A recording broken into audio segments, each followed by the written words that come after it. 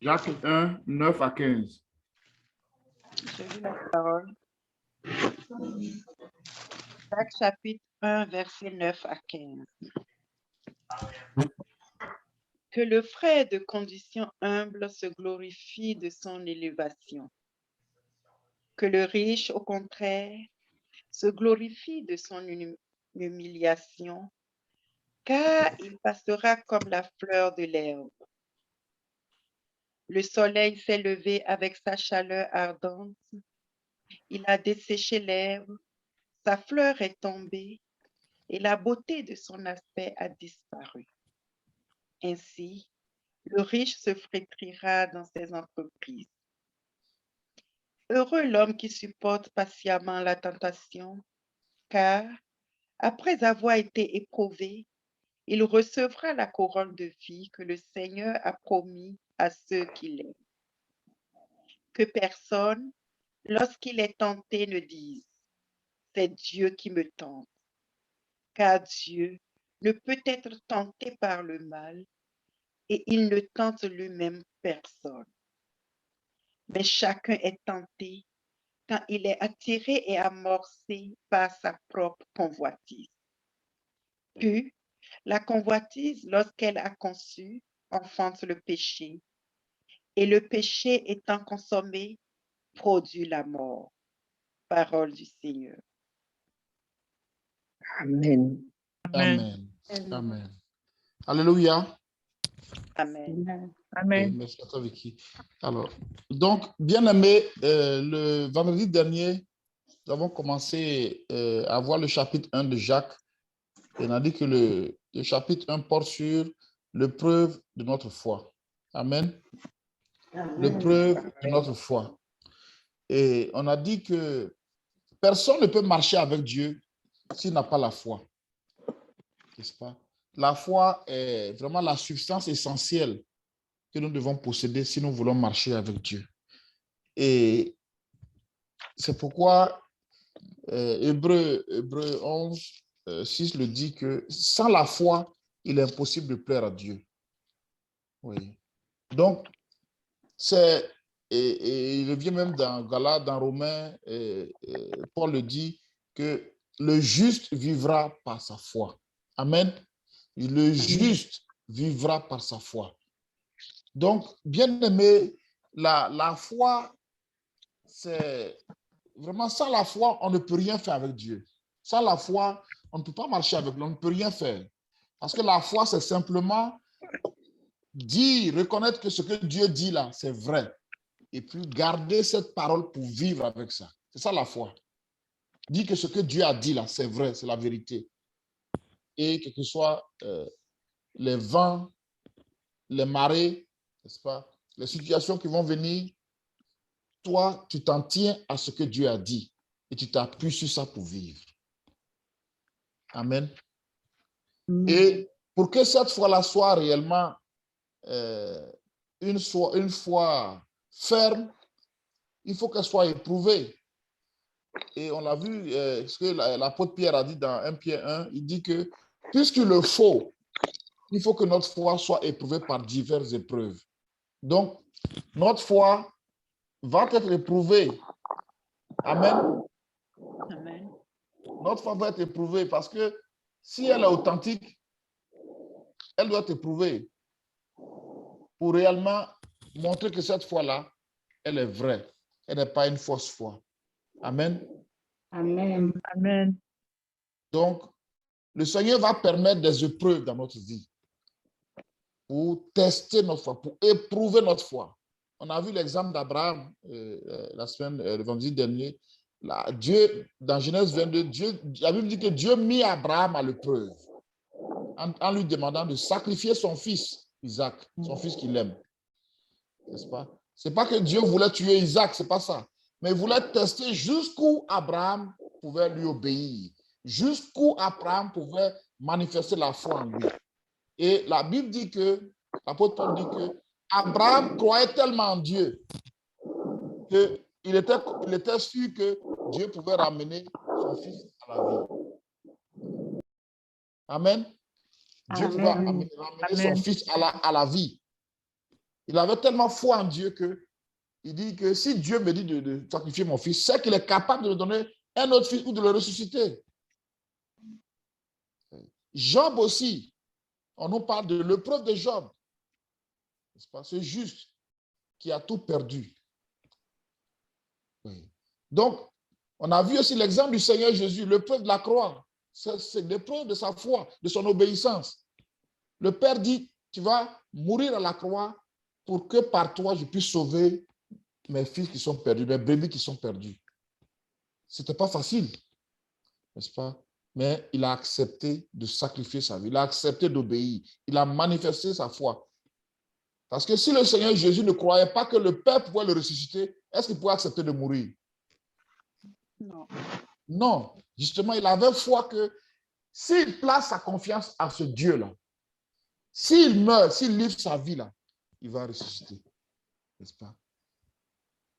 On a vu l'exemple aussi d'Israël, n'est-ce pas? La traversée du désert, c'était l'épreuve de leur foi. Dieu les conduisait à Canaan, mais c'est par la foi qu'on hérite des promesses. La terre promise, c'est par la foi. Donc cette foi doit être testée et prouvée. Malheureusement, l'incrédulité. La Bible dit que dans Hébreu nous dit qu'ils n'ont pas pu entrer dans la terre promise à cause de leur incrédulité. Surtout ceux qui sont sortis, les 99% ont péri dans le désert. Donc, bien aimé, et notre ennemi Satan, ce qu'il cherche quand il nous éprouve, quand il nous tente ou quand il cherche, il mène une action dans notre vie, ce qu'il recherche par-dessus tout, c'est atteindre notre foi.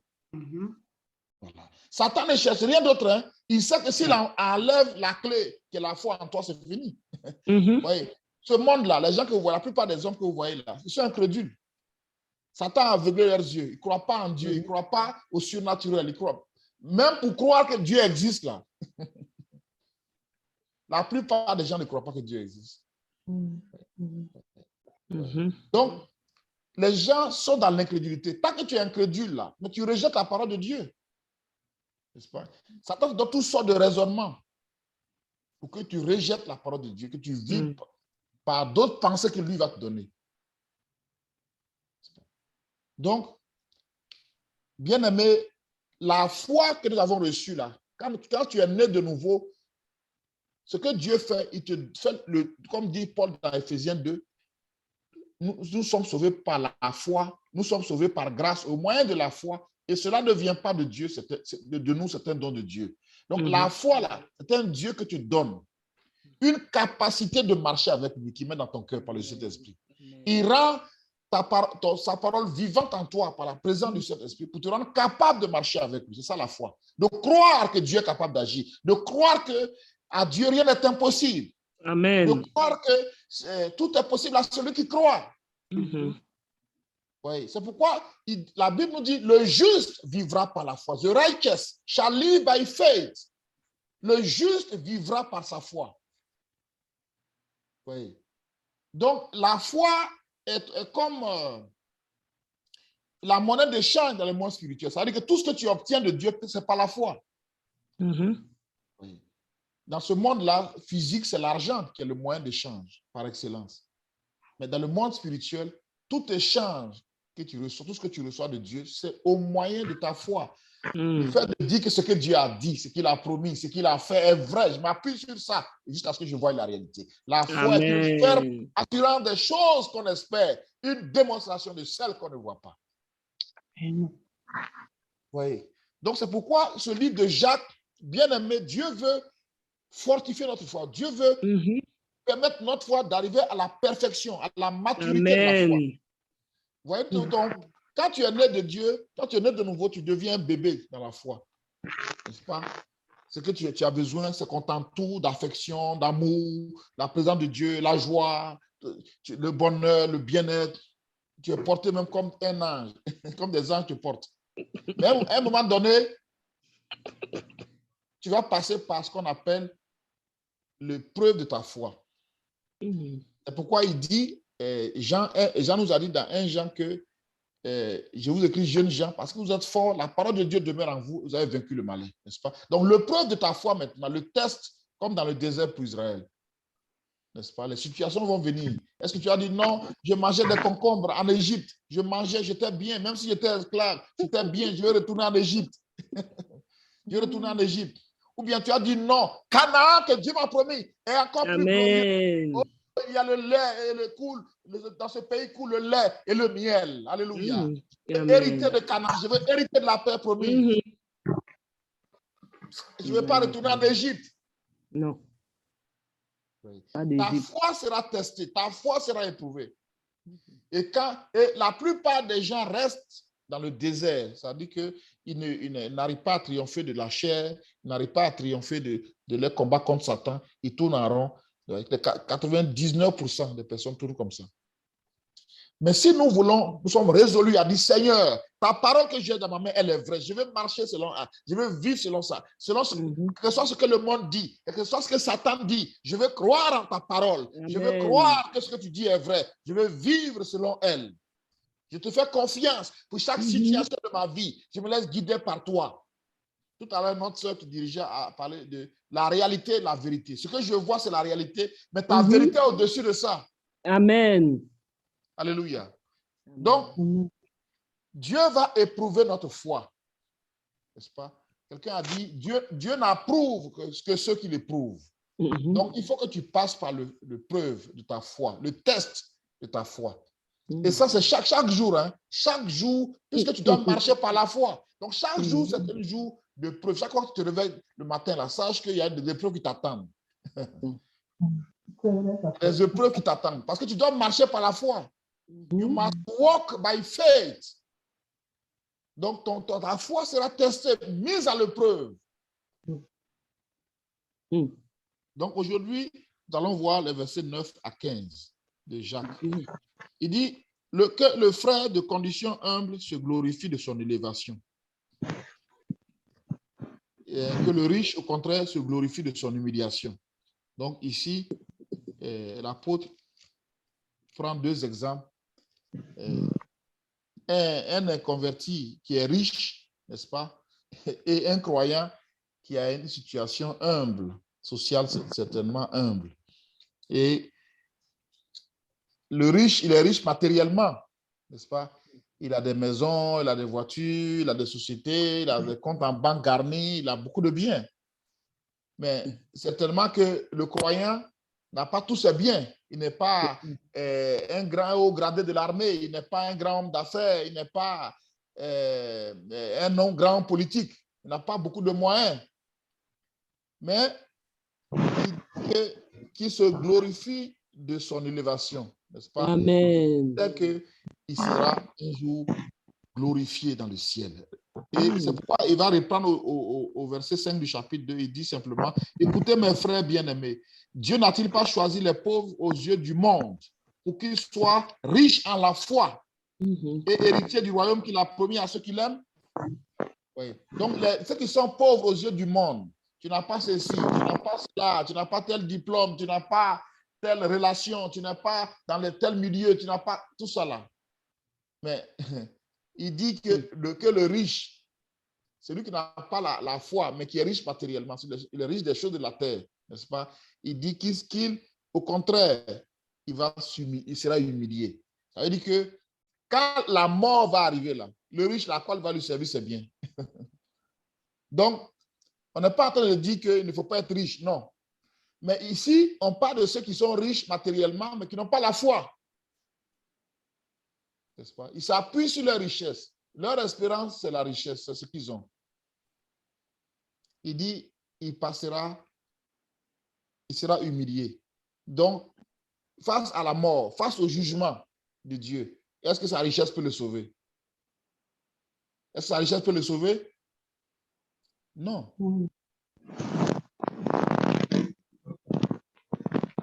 Mais celui qui a la foi, qui est riche en la foi, il aura l'héritage, n'est-ce pas, de la vie éternelle. Alléluia. Et c'est pourquoi, si nous lisons le chapitre 5, regardez ce qui est dit. Est-ce que quelqu'un peut nous lire le chapitre 5, versets 1 à 6? Jacques 5, 1 à 6. Et une autre personne va prendre 1 Timothée 6, 17 à 19. 1 Timothée 6, 17 à 19. Jacques 5, 1 à 6. Mhm. À vous maintenant, riches, pleurez et gémissez à cause des malheurs qui viendront sur vous. Vos richesses sont pourries et vos vêtements sont rongés par les teignes. Votre or et votre argent sont rouillés et leur rouille s'élèvera en témoignage contre vous et dévorera vos chairs comme un feu. Vous avez amassé des trésors dans les derniers jours. Voici le salaire des ouvriers qui ont moissonné vos champs et dont vous les avez frustrés. Cris, et les cris des moissonneurs sont parvenus jusqu'aux oreilles du Seigneur des armées. Vous avez vécu sur la terre dans les voluptés et dans les délices. Vous avez rassasié vos cœurs au jour du carnage. Vous avez condamné, vous avez tué le juste qui ne vous a pas résisté. D'accord. Amen. Donc, voici comment vivent les riches de ce monde. Ils sont puissants, n'est-ce pas? Ils écrasent qui ils veulent, n'est-ce pas? Ils ont des relations. Ils font ce qu'ils veulent, n'est-ce pas? Ils vivent dans les plaisirs, dans les voluptés. Ça nous rappelle l'histoire du pauvre Lazare, n'est-ce pas? Et du riche, n'est-ce pas? La Bible dit que le riche menait joyeuse vie, n'est-ce pas? Il menait joyeuse vie.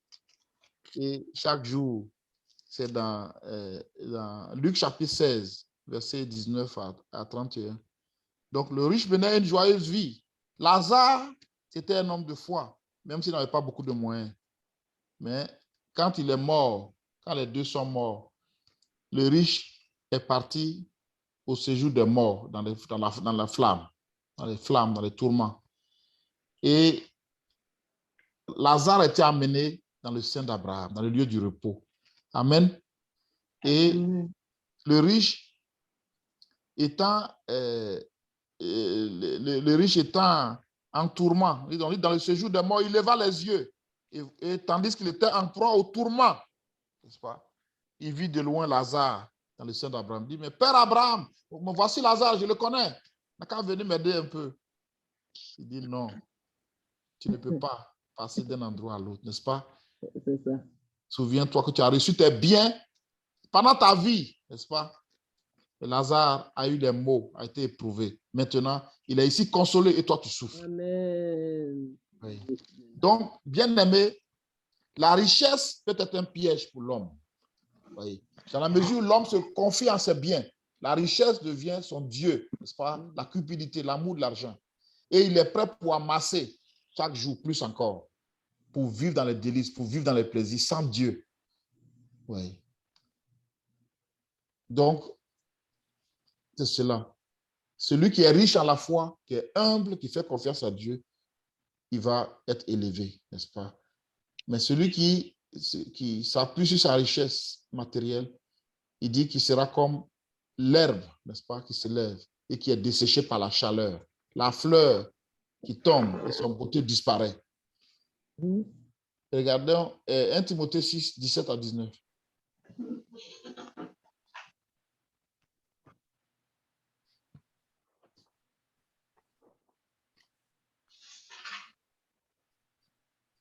Un Timothée 6. 1 Timothée 6, 17 à 19. 7 à 19. Recommande aux riches du présent siècle de ne pas être orgueilleux. Ne pas être orgueilleux. Et de ne pas mettre leur expérience dans les richesses incertaines, Dans les richesses éphémères qui passent. mais de la mettre en Dieu. De mettre leur espérance, leur foi en Dieu. Et qui donne avec abondance toutes choses pour que nous en réjouissions. C'est ça, c'est Dieu qui leur a donné ce qu'ils ont. Recommande-leur de faire du bien. Les riches doivent faire du bien. D'être riches en bonnes œuvres. De faire de bonnes œuvres. D'avoir de la libéralité. De manifester la libéralité, la bonté, n'est-ce pas, la générosité envers les plus démunis. Et de Amen. la générosité. Amen. Amen. Alléluia. Donc voici ce qu'un riche doit faire. N'est-ce pas? Il ne doit pas se mettre sa confiance dans les richesses éphémères. La Bible dit que si tu mets ta richesse dans les richesses éphémères, la richesse prend ses vols et puis s'en va. Il te laisse. Et quand il te laisse, qu'est-ce qui va te rester? Donc, la vraie richesse d'un homme, c'est sa foi en Dieu. Amen. Amen. Amen. La vraie richesse d'un homme, c'est sa foi en Dieu. Parce que cette foi-là, elle te donne de vivre non seulement sur la terre, mais elle te donne l'héritage dans les cieux. Amen. Amen. Pourquoi il va conclure cette petite section-là, au verset 12, regardez, du chapitre 1. Heureux l'homme qui supporte patiemment. Bon, ils ont mis la tentation, mais en réalité, dans si vous voyez le sens de la phrase, par la suite, vous allez voir que c'est l'épreuve, plutôt. On devait dire plutôt. Heureux l'homme qui supporte patiemment l'épreuve, n'est-ce pas? Parce qu'on dit, après avoir été éprouvé, il recevra la couronne de vie que le Seigneur a promis à ceux qui l'aiment. Amen. Amen. On dit que, bien aimé, l'épreuve de votre foi, tout ce que vous subissez parce que vous croyez en Dieu, tu te gardes pur. Tu ne veux pas te livrer aux hommes, tu ne veux pas te livrer aux femmes. Tu acceptes l'humiliation, tu acceptes les persécutions, tu acceptes les conditions de vie même qui ne sont pas faciles. Mais tu continues à garder ta foi en Dieu, à ne pas te compromettre. Tout cela, il y a une couronne. Amen. Amen. Il y a une couronne. C'est pourquoi dans Apocalypse, au chapitre 2, au verset 10, le Seigneur dit, sois fidèle jusqu'à la mort, je donnerai la couronne de vie. Amen. Même si on doit te tuer, il ne faut pas renier ta foi en Jésus. Amen. Amen. Dans 2 Timothée 4 aussi, Paul a dit la même chose. 2 Timothée 4, verset 7 et 8, il dit, j'ai combattu le bon combat, n'est-ce pas? J'ai gardé la foi, j'ai achevé la course. Désormais, la couronne de justice m'est réservée. Oh, bien-aimé, tu vas porter le Seigneur va te mettre une couronne sur ta tête. Amen. Une couronne de vie, une couronne de justice, une couronne de gloire. Oh, I will wear a crown. Je vais porter une couronne si je persévère jusqu'au bout. Amen. Le preuve là de notre foi, c'est pour que Dieu puisse nous récompenser. Bon et fidèle serviteur. Bon et fidèle serviteur. Sur la terre, tu m'as obéi. Tu as fait ma volonté. Je te récompense pour toujours, pour l'éternité. Amen. Amen. Combien d'années à vivre sur la terre? 70 ans, 80 ans. L'éternité, elle est infinie. Amen. Donc, et l'apôtre Paul nous dit dans 1 Corinthiens 2, 9, 1 Corinthiens, je vais vous le lire, 1 Corinthiens 2, verset 9. Il dit, mais comme il a écrit, ce sont des choses que l'œil n'a point vues, que l'oreille n'a point entendues et qui ne sont point montées au cœur de l'homme. Des choses que Dieu a préparées pour ceux qui l'aiment. Amen. Amen. Dieu a préparé des choses qu'on ne peut pas raconter avec les yeux, voir avec les yeux humains, dire avec des paroles humaines. Des choses glorieuses pour ceux qui l'aiment. Donc, ceux qui l'aiment sont ceux qui supportent l'épreuve, qui continuent à croire en lui, malgré les situations. Et Pierre dit la même chose aussi dans 1 Pierre 5, verset 4. Il dit, lorsque le souverain pasteur paraîtra, vous obtiendrez la couronne incorruptible de la gloire. Amen. Amen.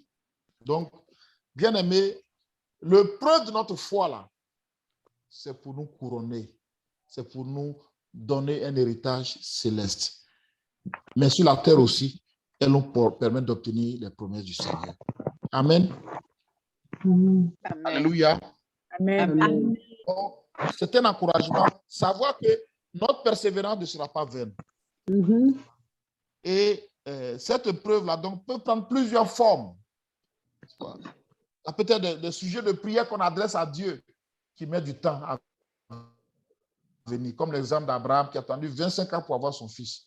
Tu pries, tu es dans la volonté de Dieu, mais ça tarde.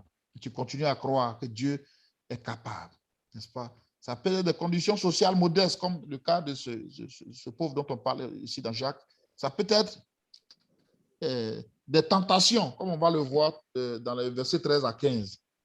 Et ça peut être aussi des circonstances difficiles, des persécutions. Oui. Ça peut être la perte même de certains privilèges pour Dieu. Regardez l'exemple de Job, qui a tout perdu. Mais dans cette situation difficile, il a continué à croire en Dieu. N'est-ce pas?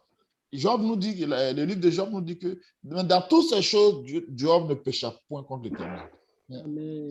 La femme de Job, vous avez vu, dès que ça a commencé, elle dit, mais maudit Dieu meurt. C'est Dieu qui t'a donné tout ce malheur-là, il n'est pas bon. Il faut l'abandonner. Donc, quand c'est, comme on le dit, quand c'est doux, quand on a l'argent, quand on a la santé, quand on a le travail, quand on a tout ça, c'est facile de louer Dieu, d'acclamer, de bénir Dieu, c'est bien. La Bible dit que si nous sommes dans la joie, on doit chanter des cantiques, c'est bien. Mais et quand vient l'épreuve? Quand vient l'épreuve? Et une forme de preuve, c'est ce qu'on va voir au verset 13 à 15, c'est la tentation. Amen. Amen. Alors, donc ici, qu'est-ce qu'il nous dit? Jacques nous dit que le preuve là, ça peut être une tentation. Ça veut dire que Dieu te prouve, mais Satan te tente. C'est-à-dire que dans le preuve que tu traverses là, Satan lui va mettre une tentation. Ça veut dire qu'il va te pousser à désobéir à Dieu. Il va te pousser à désobéir à Dieu. Et c'est ce qu'il a fait avec Adam et Ève. N'est-ce pas? Dieu a placé Adam et Ève dans un jardin, leur a donné une parole. Donc, il voulait que ses fils vivent par la foi, n'est-ce pas? Ils gardent la parole de Dieu. Ils obéissent à ce que Dieu leur a dit. Tu pourras manger de tous les arbres du jardin. Mais quand tu as l'arbre de la connaissance du bien et du mal, tu ne mangeras pas. Quand le jour où tu mangeras, tu mourras. Voici la parole de Dieu. Et donc, Adam et Ève, l'homme et la femme, ça ne s'appelait pas encore Adam et Ève, l'homme et la femme devaient vivre par la parole. Ils étaient les fils de Dieu. Ils devaient garder cette parole, ils devaient vivre par la foi. Donc, Dieu ne leur a même pas parlé de Satan. Tout ça. Dieu sait que tant que tu obéis là, Satan, il va venir sous une forme. Amen. Il n'y a pas Satan là-bas. Ta foi là, tant que tu gardes ta parole là, Satan ne peut rien faire contre toi. Amen. Tu devais appeler à vivre par la foi. Et Dieu a permis que Satan les tente, n'est-ce pas? Il a dit, mais est-ce que ce que Dieu dit là, c'est vrai? Est-ce que c'est vrai que vous ne pouvez pas manger tous les arbres? Vous pouvez manger, vous ne mourrez pas. Vous voyez? La parole de Dieu, c'est ça, quand tu acceptes que tu vis selon ça, c'est ça qui est la foi. Mais la parole du diable, c'est l'incrédulité. Il te dit d'abandonner la parole de Dieu. Il te dit d'abandonner ce que Dieu t'a dit et puis de croire en lui, ce que lui te dit. Un menteur comme ça. Donc, c'est ce qui est arrivé. Ils ont été tentés et ils ont péché. N'est-ce pas? Il a suscité en eux, parce que le schéma, c'est ça, le schéma pour conduire au péché, là, c'est ce qu'il nous présente ici. Il dit d'abord, ça commence par la convoitise, n'est-ce pas? Quand Satan est venu, il a parlé à la femme. Après, la Bible dit que la femme a vu le fruit, n'est-ce pas? C'était bon à manger, agréable à voir et bon à manger. Donc, la convoitise de la chair, la convoitise des yeux. C'était agréable à voir. Donc, le fruit qu'elle voyait toujours, Satan a fait en sorte que ce soit quelque chose de sublime, de se dire, mais ce fruit-là, c'est spécial, c'est ça qu'il me faut. Et elle a suscité en elle le désir, la convoitise, de désirer ce que Dieu n'a pas permis. Et quand elle a dit que c'était précieux pour ouvrir l'intelligence, ça c'est l'orgueil, n'est-ce pas, disposer de sa propre sagesse, n'est-ce pas? Au lieu d'accepter ce que Dieu a dit, tu dis non, tu veux devenir sage, intelligent, par toi-même, n'est-ce pas? Et c'est ça qui les a conduits à l'échec, au péché. Donc c'est le même schéma. La convoitise, ensuite, cette convoitise-là va t'amener au péché. Et quand tu pêches, c'est la mort. N'est-ce pas? Le salaire du péché, c'est la mort. Ça veut dire que tu n'as plus de communion avec Dieu. Le péché te sépare de lui. Et donc, c'est ça, cette mort-là, spirituelle, qui fait que Dieu ne t'entend pas quand tu pries, parce qu'il n'y a pas la foi, parce que tu es dans la désobéissance. Ouais. Donc, le preuve aussi, la tentation aussi est une forme de preuve. Quand Satan te tente de te pousser au mal, c'est ta foi qui est éprouvée. C'est ton obéissance à la parole qui est éprouvée. La même chose pour Jésus dans le désert. Satan lui a proposé tout. Le pain à manger, se jeter pour que les gens voient que tu es fils de Dieu, que tu puisses l'adorer pour qu'il te donne tout le royaume de la terre et leur gloire. Oui. Donc, bien aimé, chaque jour, notre foi sera éprouvée. Mais si nous sommes persévérants, si nous continuons à garder la parole de Dieu, si nous continuons à croire en Dieu, malgré les situations défavorables humainement parlant, malgré ce que nous voyons, mais que nous nous tenons à ce que Dieu a dit, pour dire Dieu ne peut pas mentir. Nombre nous dit que Dieu n'est pas un homme pour mentir, le Fils de l'homme pour se démentir. Oui. Ce qu'il dit, il accomplit toujours. Amen. Amen. Que Dieu nous bénisse, bien-aimés, et que dans l'épreuve de notre foi, nous puissions être persévérants. Amen. Amen. Nous puissions continuer à croire Mhm. jusqu'à ce que notre foi soit récompensée. Dieu honore la foi Mhm. et Dieu récompense ceux qui placent leur foi en lui. Amen. Amen. Et, nous bénisse et qu'il fasse de nous des vainqueurs par la foi. Au nom de Jésus. Amen. Amen. Amen.